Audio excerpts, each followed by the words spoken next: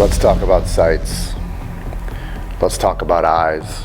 Let's talk about optics, sight alignment, and sight picture.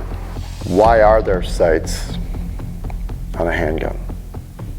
How should your eyes be working with these sights or when you're shooting?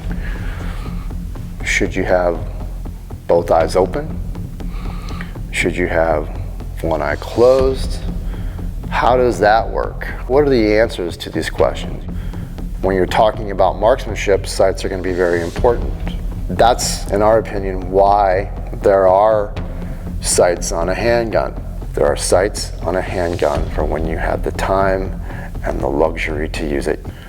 One eye open, both eyes open. Honestly, it's a matter of personal preference.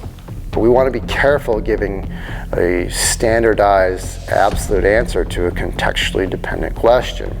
We're not going to tell you how you see things. You see things how you see things. So a lot of this is FSO. A lot of this is figure stuff out. Called let it float and let it fly.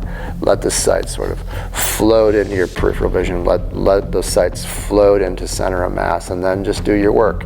We want to be careful we're not putting too much conscious effort trying to get that perfect sight picture all the time. It can work against you.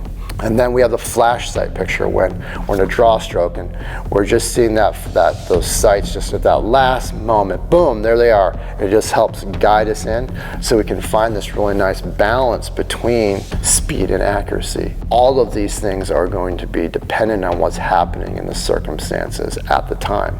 I can't tell you exactly how this is going to work. Different people will process and operate and perform in different ways. At most distances, by the way, that defensive shootings take place at 9 to 6 feet, it makes very little difference if you're a little bit left or a little bit right. We can test this out. We have tested out in various ways.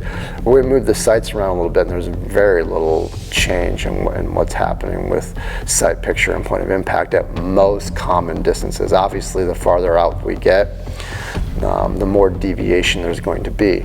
A few things for all of you to consider when you're thinking about using sights, eyes, optics in the context of defensive shooting.